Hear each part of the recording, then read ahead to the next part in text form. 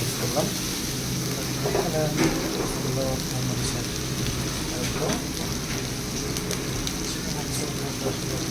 ঝাল বাড়িয়ে কম এরকমভাবে আসলে অনেকে ইউজ করে।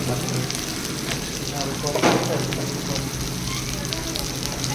এখানে আরেক টেবিল চামচ মরিচের দিয়ে দেবো। দেখেন মশলাটা খুব সুন্দরভাবে কষিয়ে দেবেন। এরপরে ওখানে আরেকটু পানি অ্যাড করবো। পানি অ্যাড করে দেখেন পানি সাথে সাথে মশলাটা আসলে ভালোভাবে কষাই নেওয়ার জন্য খেতে খুবই ভালো। আলু দিয়েছি দেখেন।